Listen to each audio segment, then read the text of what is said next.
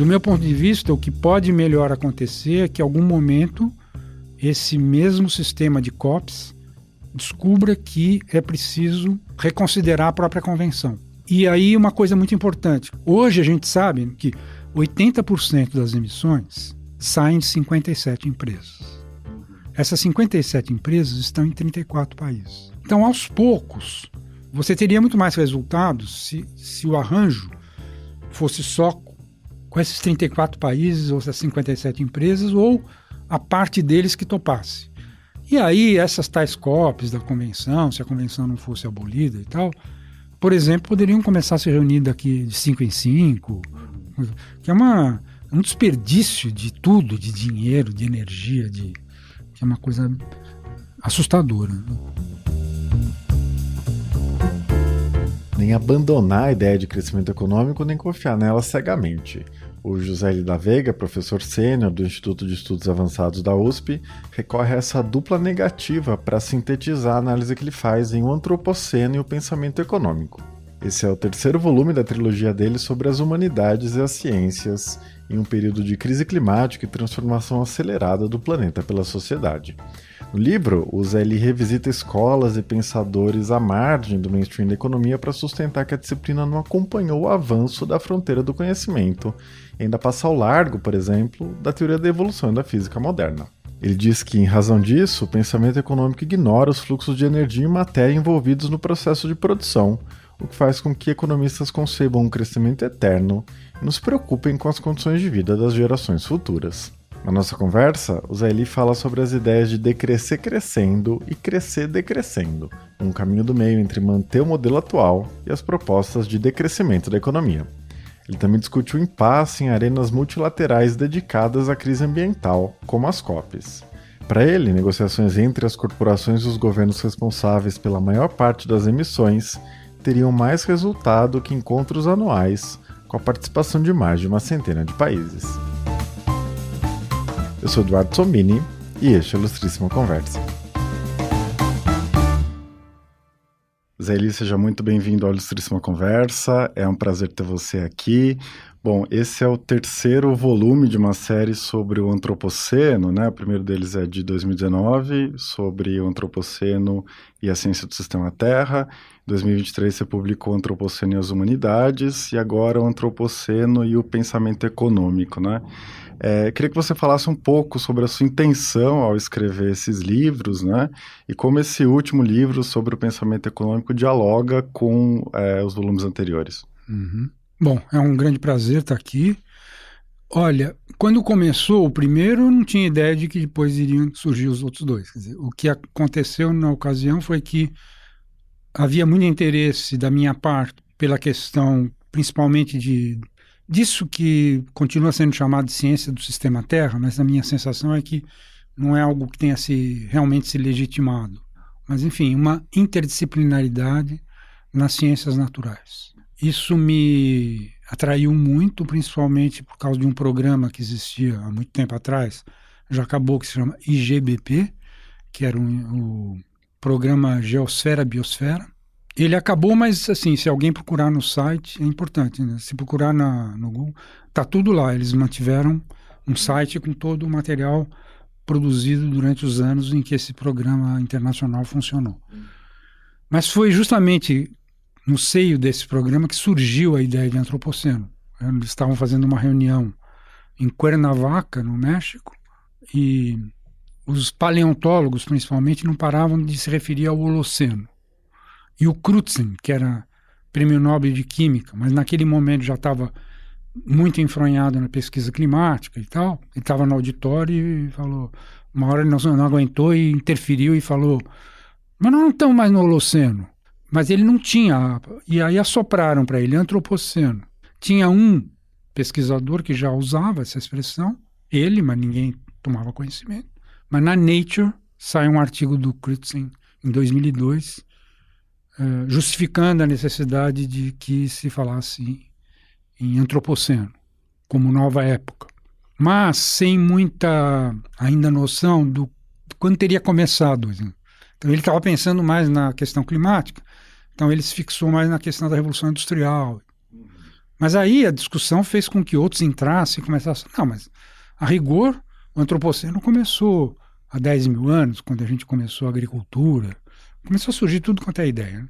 Mas aos poucos surgiu uma comissão, na Inglaterra principalmente, os geocientistas da Inglaterra que estavam muito animados com essa ideia e participavam dessa interdisciplinaridade chamada ciência do sistema Terra, eles constituíram um grupo de trabalho e, no fim, eu vou resumir para não estender demais, lá na frente, depois de anos de discussões, trabalhos, pesquisas, etc., eles concluíram que o correto seria dizer que o antropoceno começou em meados do século XX. E eles, quando tiveram que propor formalmente, propuseram que o testemunho estratigráfico disso seria o Lago Crawford, no Canadá, onde eles encontraram a 24 metros de profundidade resquícios de plutônio referentes às explosões atômicas de meados do século. Ideia que não foi aceita pela comunidade dos geocientistas. Então, o antropoceno continua sendo uma ideia que pegou muito nas humanidades e praticamente todo mundo se refere a isso, mas que não está oficializada pelas geociências. O que significa que um professor de ensino médio, quando ele vai dar lá a escala do tempo geológico, ele não vai se referir ao antropoceno, a não ser como... Assim, ele pode dizer no fim, há uma discussão sobre... E aí explicar, ou se algum aluno perguntar. Mas senão ele tem que ensinar que nós estamos no Holoceno.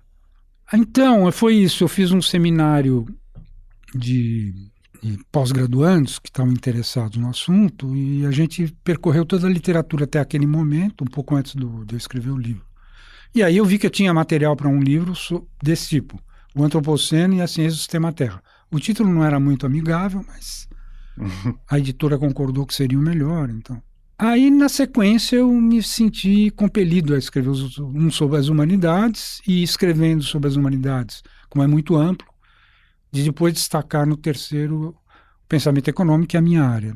Bom, para a gente falar desse último livro, né, eu queria começar pelo diagnóstico que você faz do pensamento econômico, que é um diagnóstico bastante sombrio, né, partindo do que você considera do que seria o essencial para a economia entender o antropoceno, se situar no antropoceno, né, entender o mundo de hoje.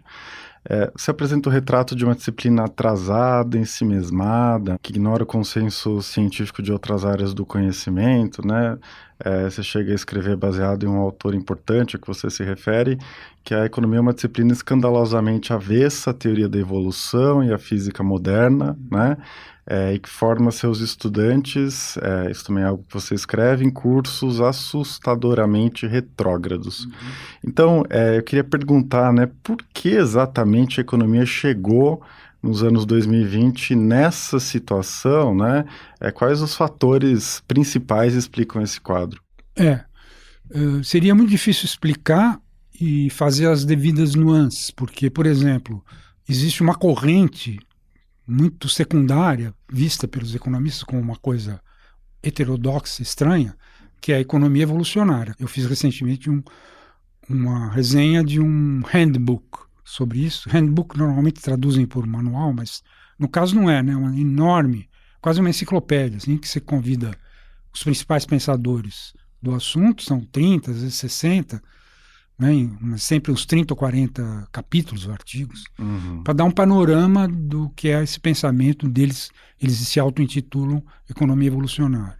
Tem uma que é muito forte, que é a economia institucional. Tem uma que é bem sólida, mas não é muito reconhecida, que é a economia ecológica. Mas, enfim, tudo isso é uma coisa interessante, é usar isso como para se entreter, olhar ir na inteligência artificial e perguntar como é que a inteligência artificial classifica, por exemplo, as ciências, como é que ela classifica as várias correntes da economia, ou escolas, ou ramos da economia. E, em geral, o risco é que nem apareçam essas que eu citei, porque as principais são aquelas que, no fundo, formam o currículo tradicional de um curso de economia, que é macro, micro. A gente ainda insiste muito em história do pensamento econômico, mas é um semestre num curso de 4 anos, né? Um pouco de história econômica, mas muito pouco hoje em dia. Aí que tá, aí tem um problema aí, que é o seguinte: será que uma humanidade, como é a ciência, A economia não é ciência. A economia é uma disciplina das humanidades. Será que ela precisa ser compatível com a física e com a biologia, para não falar de química e de geociência? A minha tendência é dizer que é errado ser incompatível. Uhum. Mas vamos pegar um caso que é bem interessante, que é o da antropologia. A antropologia, até para se firmar, ela quis fazer um rompimento radical com a teoria darwiniana. Porque, para dizer o seguinte, há uma ruptura entre o natural e o humano, e o nosso objeto é o humano, eu só posso explicar coisas humanas usando coisas humanas, ou o social com o social, e assim por diante. Isso não impediu que a antropologia avançasse.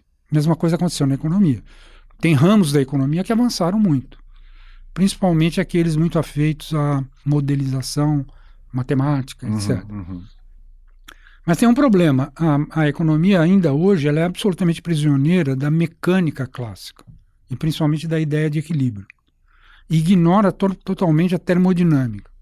Você chega a conclusões muito diferentes a respeito de como deve ser o desenvolvimento, como pode ser o desenvolvimento, se você levar em conta ou não a termodinâmica. E é uma questão bem complexa que, se eu começar agora, não termina mais. Então eu vou deixar para você perguntar depois, que é a questão da entropia. Exatamente, eu acho que a gente precisa passar por isso, né? Porque você escreve que, em razão dessa história disciplinar, a economia não entende a energia e a matéria da biosfera como fatores de produção, enfim, Isso. como o âmago da produção. Você pode explicar muito rapidamente essa ideia de entropia, segundo a lei da termodinâmica, e por que ela faz tanta diferença, né? Tá. Porque incorporá-la à economia significaria mudar basicamente os pilares da disciplina. Talvez a melhor maneira de explicar isso é chamar a atenção que uma das primeiras coisas que um estudante de economia se defronta é com um livro-texto de introdução à economia, logo no primeiro ano, em que logo nas primeiras páginas vai aparecer um diagrama que chama diagrama do fluxo circular. E aí ele mostra, tem as famílias, as empresas, etc. E esse diagrama vai explicar como é que funciona o chamado sistema econômico. Não entra nada nem sai nada desse sistema. Quer dizer, não entra a energia, que é o que explica tudo, que vem do Sol. O capítulo que eu cuido disso chama dádiva, porque, na verdade, nós somos uma dádiva do Sol. Né? Mas, enfim, o que interessa para um economista, para o pensamento econômico na questão da entropia? É que a entropia, uma das questões que é pacífica nesse debate é a seguinte, é que quando eu uso energia, e nós não fizemos outra coisa que procurar fontes de energia que nos dessem cada vez mais produtividade, assim por diante. Então, quando eu uso energia, uma parte dessa energia se dissipa. E essa energia, essa parte que se dissipa, ela não é reutilizável, não tenho como conquistá-la de novo para usá-la. Então, permanentemente, nós estamos perdendo uma boa parte da energia que a gente andou mobilizando. Então, a rigor, no longo prazo, então é isso que é importante dizer, no longo prazo, você não pode pensar em crescimento econômico. Quer dizer, você tem que pensar que o futuro da humanidade, ou o desenvolvimento, como eles chamam, ele vai ter que prescindir do crescimento. Essa é uma conclusão que choca um economista ortodoxo, vamos dizer, tradicional. Porque para eles é subentendido que o crescimento é uma coisa eterna. Então, acho que esse é o principal, essas ideias são as principais nesse tópico aí sobre a entropia, que, como eu disse, é muito complicado. Mas o livro tenta explicar isso de uma maneira amigável. Com certeza. Tem outro debate a que você se debruça no livro, né, que é sobre a ética no pensamento econômico. É uma ideia que você diz que foi escanteada, né, para dizer o mínimo, em favor da ideia de mercados, né, povoados por agentes racionais que estão sempre buscando maximizar os seus ganhos, né? Queria que você falasse um pouco sobre isso, né? Como a economia pode se reconectar com esse debate ético e por que isso é importante no contexto do antropoceno. Tá. Essa dicotomia entre um aspecto da economia como ética, que vem de Aristóteles, né? e um lado mais economia logística, vamos dizer assim, despido de qualquer tipo de consideração deontológica ou coisa parecida, quer dizer, uma economia mais logística, que a gente chama normalmente de o lado engenheiro da economia, é bem antigo. Mais recentemente, agora, vamos dizer, sei lá, no início do século passado, houve tentativas teóricas de dizer que a economia devia se limitar só a esse aspecto logístico e não entrar em nenhum tipo de consideração ética. Evidentemente que isso não é uma coisa que foi seguida pelos economistas, né? Mesmo economistas que eu classificaria como ortodoxos, ou uma parte deles, ao contrário, é bem ligado em considerações éticas e não afastam isso. Mas, no caso, para nós é muito importante porque, tendo em vista principalmente a questão do aquecimento global, para não falar de todos os outros prejuízos à natureza, ao meio ambiente que a gente vem causando pelo menos há uns 80 anos, de uma forma muito intensa, mas vamos ficar só na questão do aquecimento global, o que ele coloca em questão é as condições de vida das próximas gerações. E esse é um dilema ético para nós. Tudo que a gente faz hoje, a gente já está pensando não só no custo-benefício imediato, atual, mas também levando em conta as futuras gerações, que nem são tão futuras assim, porque cada vez mais eu vejo, ainda hoje eu vi, acho que na Folha, um artigo que colocava muito ênfase na questão das atuais crianças, ou daqueles que estão nascendo agora, e o artigo era sobre a questão climática, procurando chamar atenção para a necessidade de a gente pensar nessas crianças ou nesses bebês que estão nascendo. Então, não é uma questão fácil de resolver. Tem um autor que eu recomendaria muito, no livro, depois, relendo o livro, eu acho que eu fiz poucas referências a ele como eu deveria, que é o Amartya Sen. O Amartya Sen, que é um economista que não pode ser classificado como heterodoxo, pertencendo a alguma escolinha, nada disso, e que tem reflexões importantíssimas nessa área. Então, recomendaria, se por acaso algum estudante de economia ou economista estiver ouvindo e estiver interessado nesse tópico, eu acho que ele é a principal referência. Perfeito. Bom, Zé, o livro apresenta várias entradas, né, sobre como os humanos vêm lidando e podem lidar, né, com o aquecimento global e com as outras crises, né, do presente. Se apresenta uma boa síntese, né, do que se debate hoje sobre a cooperação na literatura da economia, de outras disciplinas, né? E isso, obviamente, contrasta com a paralisia dos fóruns internacionais, do debate global, com a própria ideia de uma governança global para lidar com a crise climática, com o aquecimento global, e talvez o exemplo mais bem acabado disso sejam as COPs, né? A frustração constante com os resultados das COPs. Você consegue sintetizar um pouco essa questão? Como você enxerga ela a partir dessa ideia de cooperação? Sim. Então, a primeira coisa que eu queria dizer é o seguinte, é que antes dessa trilogia, a Editora 34 publicou um outro livro meu, cujo título é A Desgovernança Mundial da Sustentabilidade. Esse livro me exigiu para mim uma pesquisa que foi sair um pouco do universo só da economia. Eu ainda estava como professor de economia, mas eu fui para o IRI, o Instituto de Relações Internacionais, e com a ajuda dessa convivência com os colegas da área, não sei o quê, eu mergulhei na literatura sobre relações internacionais, que é uma área específica da ciência política. E uma das coisas que é chocante é você notar que a questão da camada de ozônio, que era complicadíssima, teve uma resultante, um arranjo de cooperação internacional que deu muito resultado, que agora dá para dizer até que o assunto está resolvido. Agora, como é que foi o formato? Primeiro, lá no início, só se juntaram os que mais eram responsáveis pelo assunto. Eram poucos países que tinham as empresas que faziam o estrago. Eles começaram a se juntar e começaram a obter resultados. E foi a partir disso que, paulatinamente, eles foram ganhando adesões à convenção. Sempre tem uma convenção, um tratado inicial, e países, inclusive, que não tinham nada de responsabilidade, ao contrário, que eram só vítimas, que podiam estar lá muito expostos a a ter câncer de pele ou coisa parecida, né? Foram entrando. E hoje, realmente é difícil encontrar, pelo menos nessa área mais ambiental, é difícil encontrar uma outra convenção, um outro tratado que tenha tido tanto sucesso. Agora, o que aconteceu? Quando, em 88, se cria o IPCC, e quando o IPCC começa a fazer seus relatórios, etc., houve uma tendência a, com muita pressa, porque a Rio 92 estava marcada e ia ser uma coisa muito importante, etc., a se fazer essa Convenção do Clima.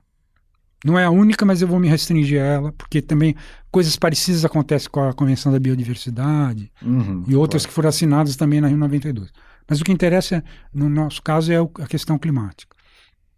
Então, meio que nessa pressa, e mais importante do que uma mera pressa, a conjuntura, acho que muita gente não tem noção da diferença entre o que era a conjuntura internacional, geopolítica, nas vésperas de 92, e agora. Porque ainda se vivia muito aquele entusiasmo e otimismo que surgiu a partir da queda da União Soviética, da queda do muro.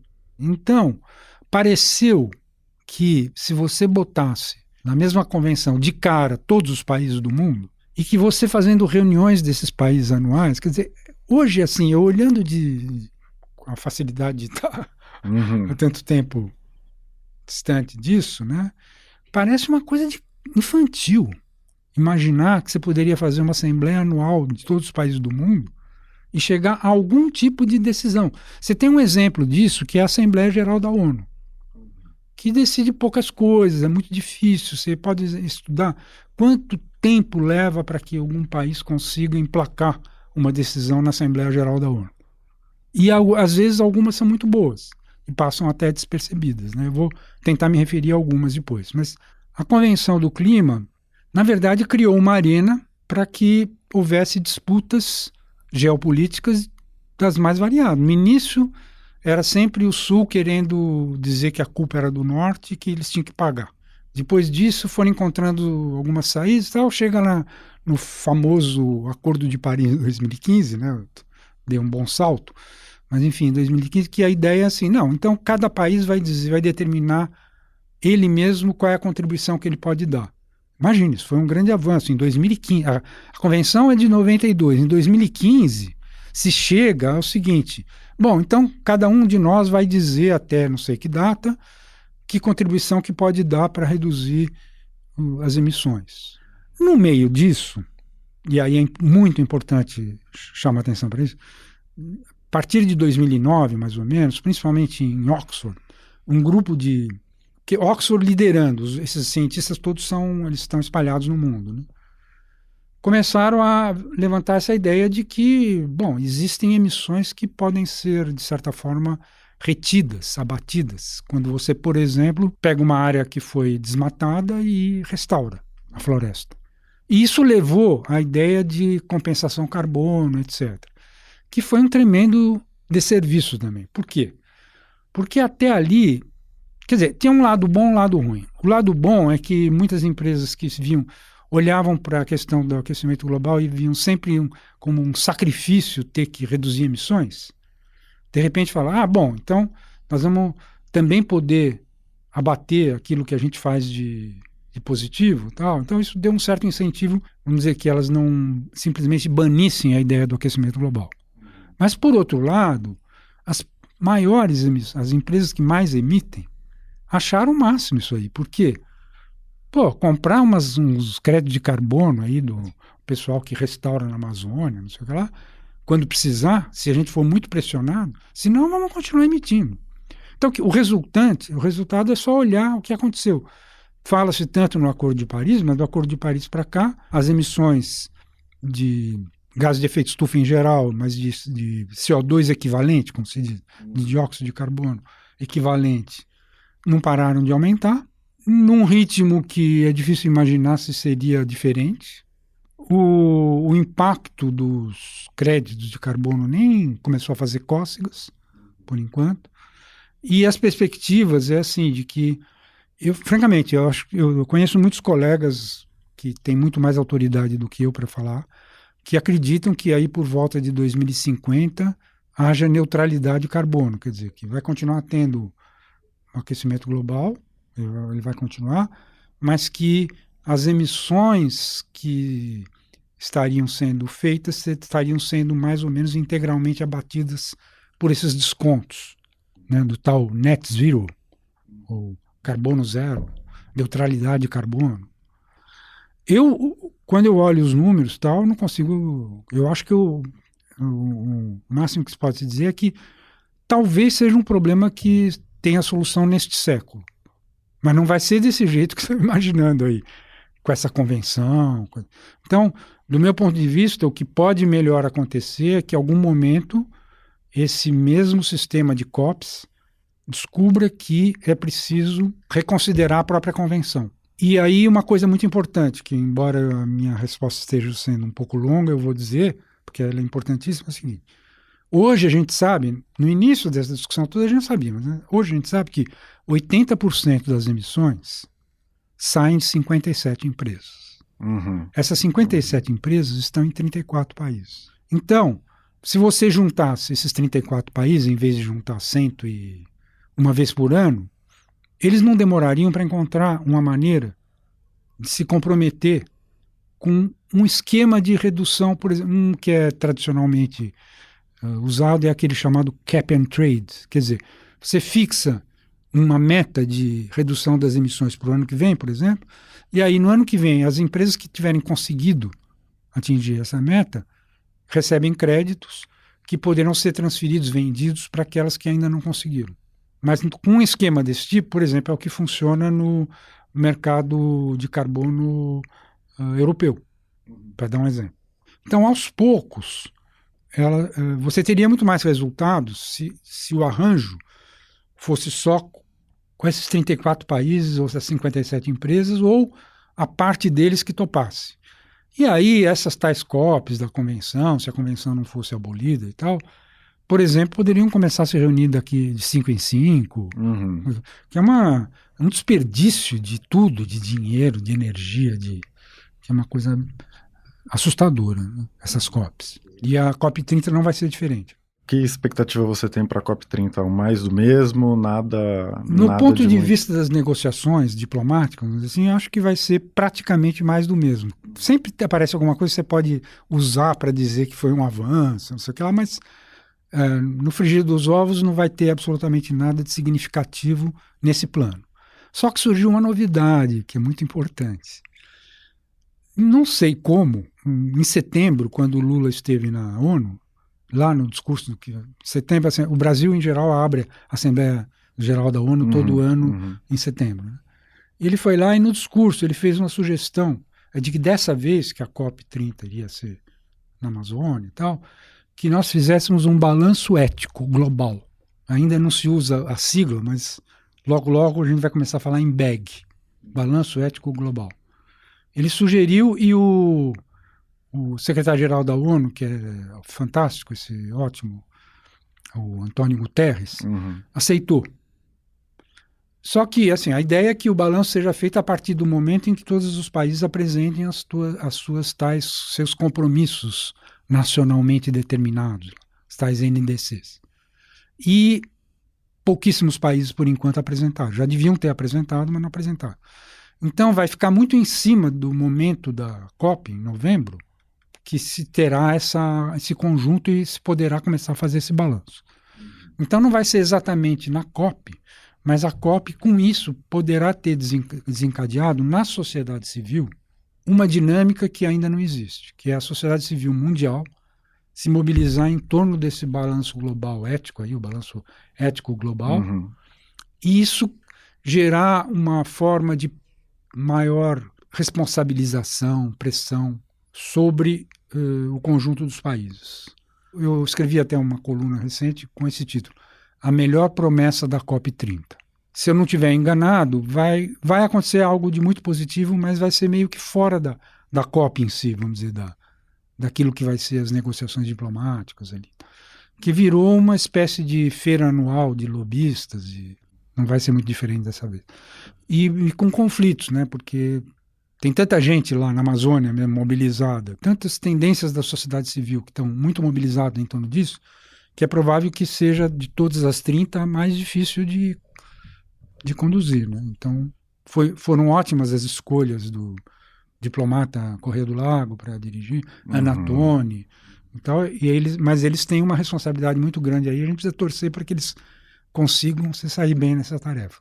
Eu queria voltar um pouco aos caminhos que você aponta no livro, né? Porque é uma espécie de caminho do meio, não é nem o polo mais ligado à ecologia, né? O caminho do decrescimento, nem obviamente dos defensores, né?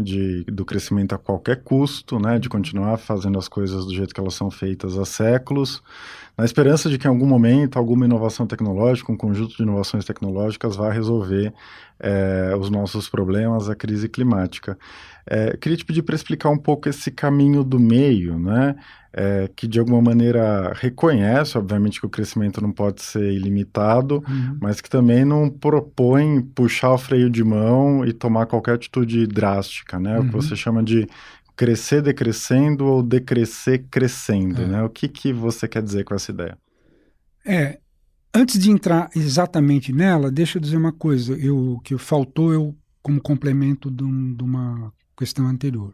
É que no plano nessa ideia de que provavelmente a gente vai conseguir algum resultado ainda nesse século, eu acho que a gente tem que contar muito com a fusão nuclear. Aliás, eu aproveito para citar que houve um artigo sobre isso do Marcelo Leite na Folha esses dias, que é muito interessante. Eu acho que ele continua muito cético em relação. Pois eu tenho acompanhado de perto o que está acontecendo, não só com esse ITER tão citado, mas com as muitas iniciativas. Eu tenho uma visão de que vai ser ainda esse século.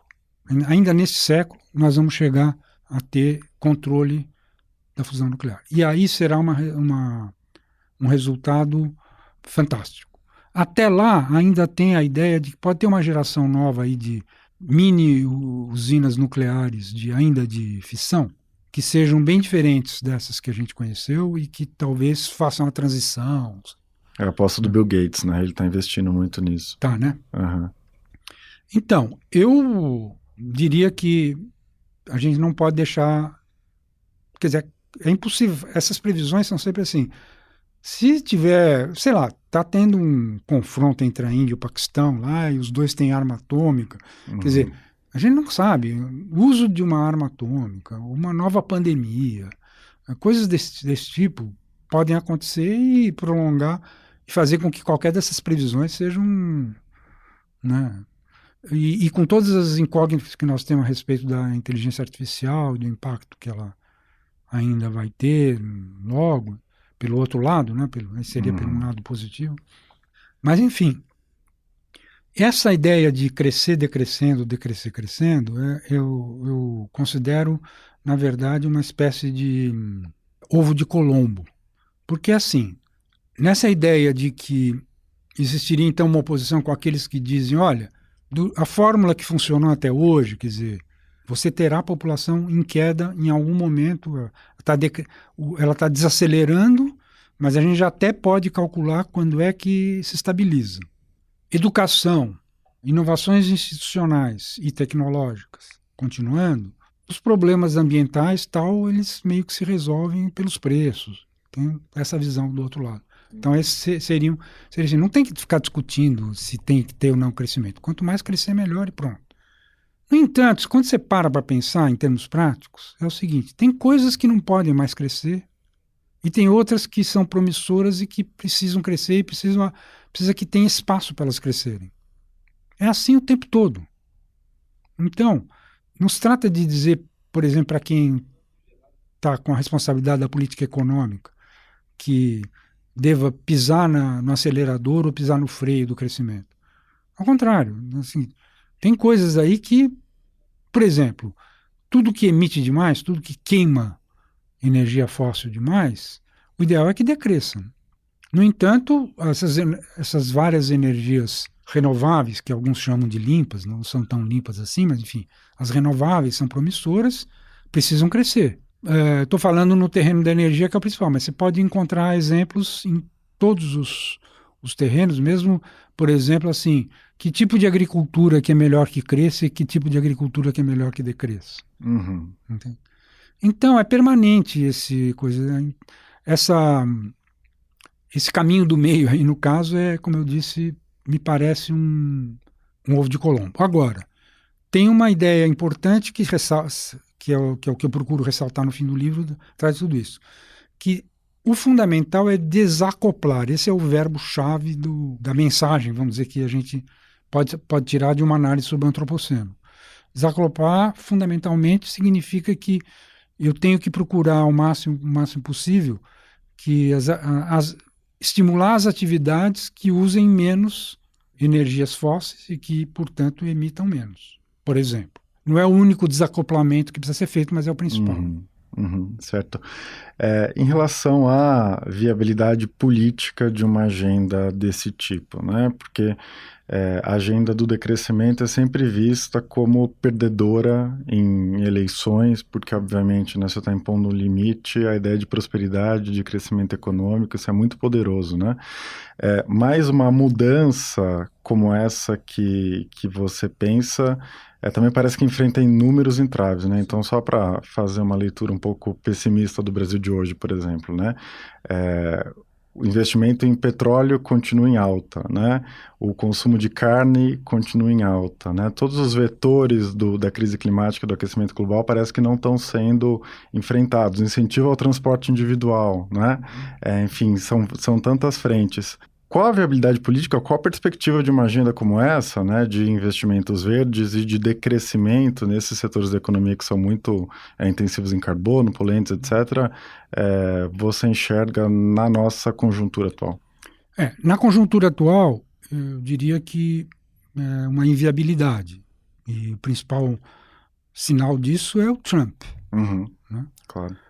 Que não é uma coisa que a gente esteja já entendendo completamente o que é esse fenômeno aí do Trump e de outras manifestações de vitória da extrema-direita em alguns países europeus.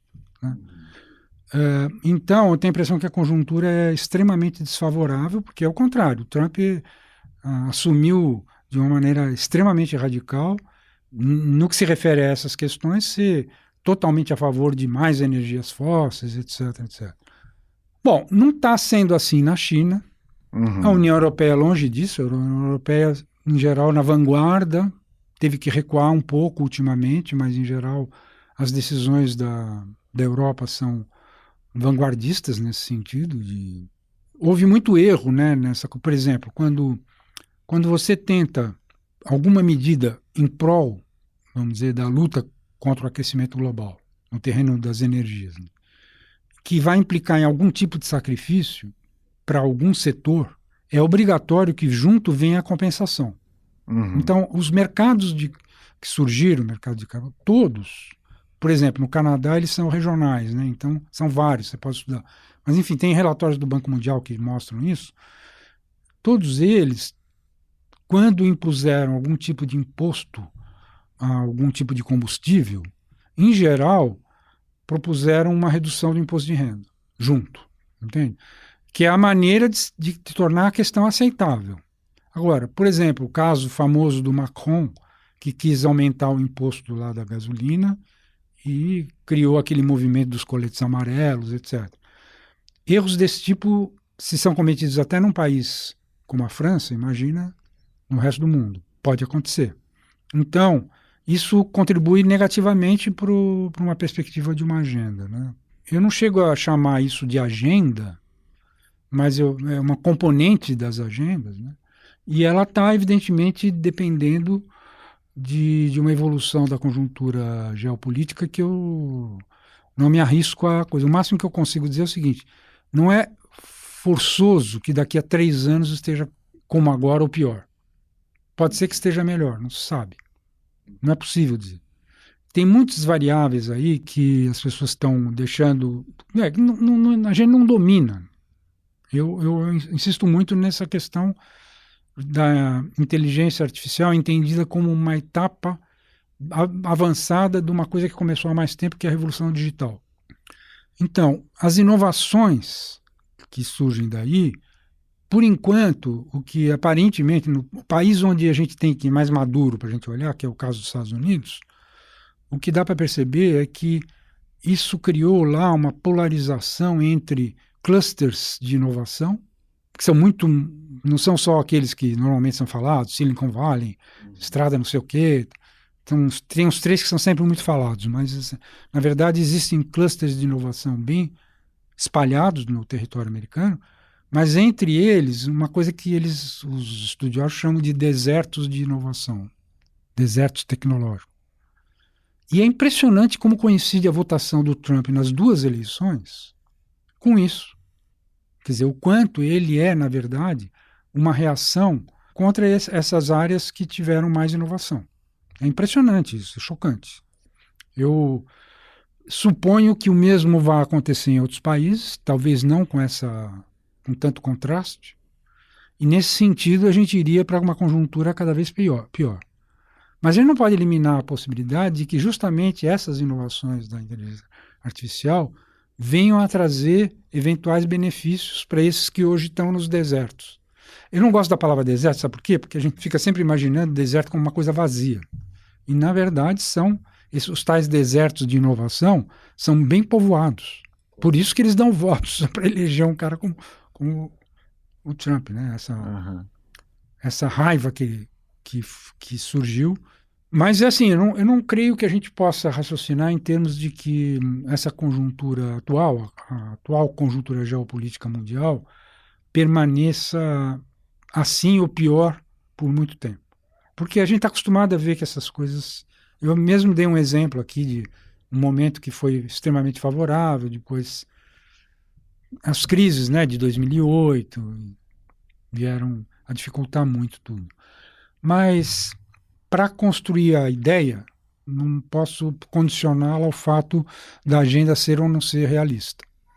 Se não for, quer dizer, se eu estiver errado e essa conjuntura extremamente negativa perdurar, pior para vocês que não estão vivos. Exatamente, pior para a gente. Porque eu não tenho, assim, a expectativa de vida, eu já ultrapassei a expectativa de vida brasileira, né?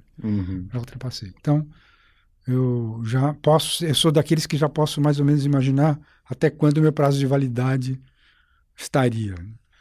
Bom, mas tem tanta gente, eu converso mais com pessoas ao contrário, que ainda tem uma boa parte da vida pela frente. Tal. E se essa conjuntura trumpista permanecer por muitos anos, realmente vocês vão ter uma vida infernal. Difícil, né, imaginar isso tudo, porque a dinâmica da China é diferente, a Índia está crescendo cada vez mais e também está numa linha diferente, a possibilidade de haver uma certa coincidência de interesses entre a China e a União Europeia cada vez maior. Então ainda ficou faltando citar a pior de todas, que é o Putin. Né? Exatamente. Sim. Que ele realmente Em relação ao aquecimento global, tem um problema imenso, que é essa lacuna, né? Mesmo que se a gente parasse de emitir carbono hoje, durante décadas o planeta ia se aquecer. Tem uma inércia imensa, né? Então, é isso, a cada... Mas seria completamente diferente você dizer assim, não, mas pelo menos a coisa está sendo domada e do ponto de vista ético nós estamos certos. Exato. Nós não podemos conseguir tudo. Enquanto que no momento é a tragédia que ficam inventando nas COPs que teve algum tipo de solução vitória, não sei o quê, que na verdade o que você está vendo é as emissões crescendo, aumentarem. Claro. Perfeito. Então, para recapitular, José Eli da Veiga, autor de O Antropoceno e o Pensamento Econômico, publicado pela editora 34. José Eli, foi um prazer conversar com você. Muito obrigado pela sua participação aqui. Igualmente, só eu é que tenho que agradecer. Este foi Ilustríssima Conversa. Eu sou Eduardo Sombini e a edição de som foi feita pelo Rafael Conkle. Se você tiver algum comentário, crítica ou sugestão, não deixa de me escrever. Pode ser pelas redes sociais ou pelo meu e-mail eduardo.sombini@grupofolha.com.br. A gente se vê daqui a 2 semanas. Até lá!